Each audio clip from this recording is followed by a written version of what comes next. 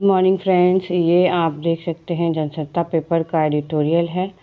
इसमें आज का जो एडिटोरियल है वो बहुत ही इम्पॉर्टेंट है आपके मेंस एग्ज़ाम के लिए, एसए के लिए।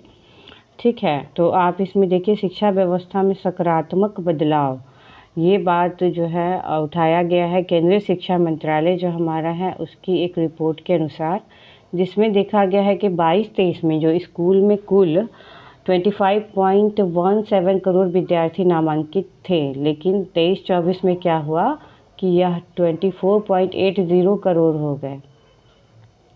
तो दो रिपोर्ट जो है महत्वपूर्ण रूप से जो जारी हुई है, एक तो राष्ट्रीय शिक्षा रिपोर्ट 23-24 और दूसरा है असर 2024। ये दोनों देश में शिक्षा की वर्तमान स्थिति, सुधार और चुनौतियों पर प्रकाश डालते हैं। असर रिपोर्ट बहुत ही चर्चा में है, मे भी आपको ज़रूर ये पूछ सकता है आपके जीएस पेपर में। इसमें एक तरफ पूर्व प्राथमिक और प्राथमिक स्तर पर बच्चों का रुझान बढ़ता हुआ दिखता है, वहीं आप देखो कि वहीं पे क्या होता है कि हाँ, ये एक तो कमी भी हो रही है, नामांकन में कमी होती हुई दिख रही है। दूसरी तरफ जो है कि इसमें करीब नामांकन में 37.5 लाख की कमी दर्ज की गई। उच्च शिक्षा तक बच्चों का पहुंचना तो दूर, आज भी लाखों बच्चे जो है स्कूली शिक्षा से ही वंचित हैं। ठीक है, इससे ये वंचित हैं। इसमें क्या कहा गया है कि केंद्रीय शिक्षा मंत्रालय की एकीकृत शिक्षा जिला शिक्षा सूचना प्रणाली, केंद्रीय शिक्षा मंत्रालय की एकीकृत जिला शिक्षा सूचना प्रणाली की एक रिपोर्ट है जिसमें ये बात कही गई है, जो अभी मैंने ऊपर आपको पढ़ा। 23-24 में इसकी संख्या घट गई है। ठीक है, आप इतना डाटा नहीं याद कर सको, लेकिन 23-24 और 22-23 का डाटा आपको देना चाहिए। ठीक है, इसमें क्या है कि पिछले 4 वर्षों में नामांकित बच्चों की जो संख्या है 1.64 करोड़ कम हो गई है। इसके अलावा जो है कि स्कूलों की संख्या 37,000 की कमी जो है इसी अवधि में दर्ज भी की गई है, जो 1509136 से घटकर 1471891 हो गई है। शिक्षा से वंचित जो बच्चे हैं उसमें ज़्यादातर समाज के कमज़ोर और वंचित वर्ग आते हैं।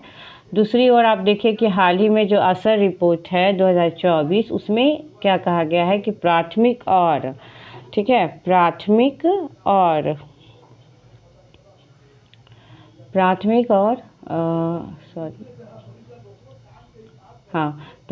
प्राथमिक कक्षाओं में बच्चों की एक बेहतर तस्वीर प्रस्तुत करती है। रिपोर्ट बताती है कैसे देश के सुदूर इलाकों में भी शिक्षा की रोशनी पहुंच रही है और पहले की तुलना में अधिक बच्चे स्कूलों और आंगनबाड़ी केंद्र से जुड़े हैं। विशेष रूप से 3 से 5 वर्ष की आयु वर्ग वाले जो बच्चे हैं वो शिक्षा के प्रति उनकी रुचि बढ़ी है, जो किसी न किसी शिक्षण संस्थान में नामांकित किए हुए हैं। यह बड़ी उपलब्धि है, खासकर इन इलाकों के लिए जो जहां शिक्षा को अब तक प्राथमिकता नहीं मिल पाई थी। तो जो असर की रिपोर्ट है ये पॉजिटिव है।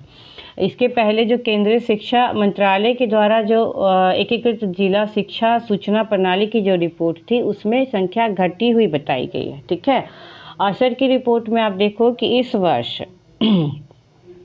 वर्ष असर का सर्वेक्षण देश के 605 ग्रामीण जिलों में जो हुआ था उसमें 17,997 गाँवों तक पहुंचा और इसमें करीब 6,49,491 बच्चों को शामिल किया गया। रिपोर्ट यह दर्शाता है कि पहली से तीसरी कक्षा तक के बच्चों की पढ़ने और गणित के सवाल हल करने की जो क्षमता है वह 2022 की तुलना में उल्लेखनीय इसमें सुधार हुआ है। जो छोटे बच्चे हैं उनका पढ़ने में रीडिंग कैपेसिटी और उनका जो गणित है वो सही हुआ है। 3 से 6 वर्ष के जो बच्चे हैं उनको लेकर 2 अहम निष्कर्ष सामने आए हैं।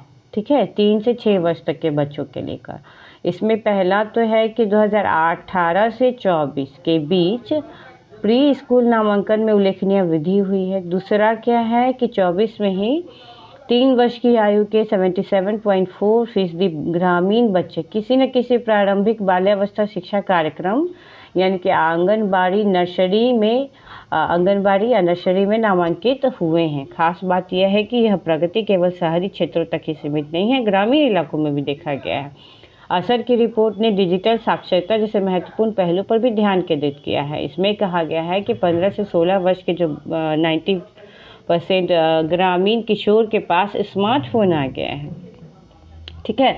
लेकिन सवाल यह है कि क्या वे इसका सही उपयोग कर पा रहे हैं?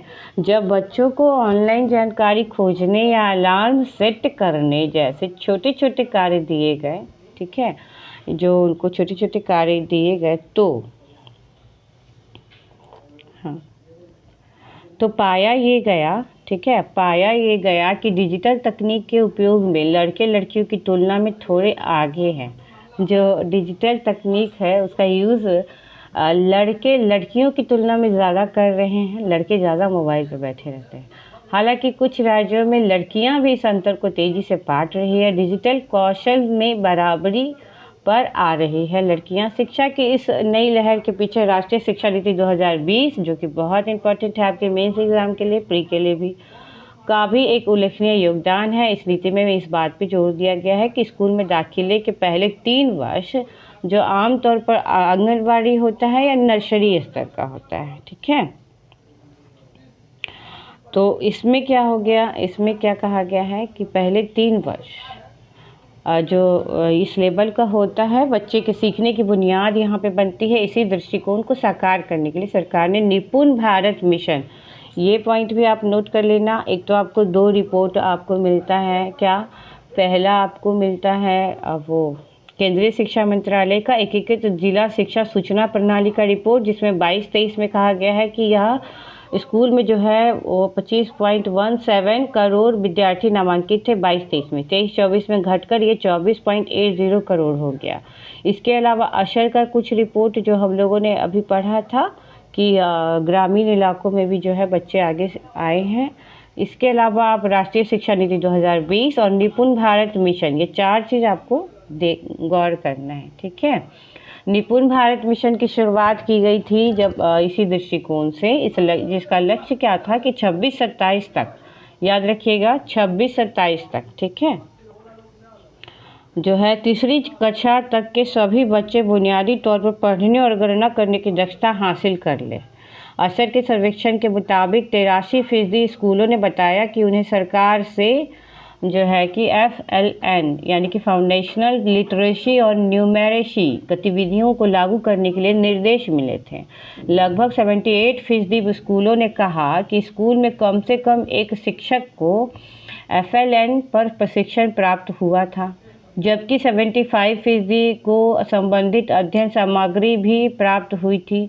राष्ट्रीय शिक्षा नीति 2020 में कहा गया कि खासकर 3 से 6 वर्ष के जो आयु वर्ग के बच्चे हैं, उनके शिक्षा के व्यापक ढांचे में शामिल करके उनके संरचनात्मक परिवर्तन किए गए हैं, ठीक है, उनके संरचनात्मक परिवर्तन किए गए हैं।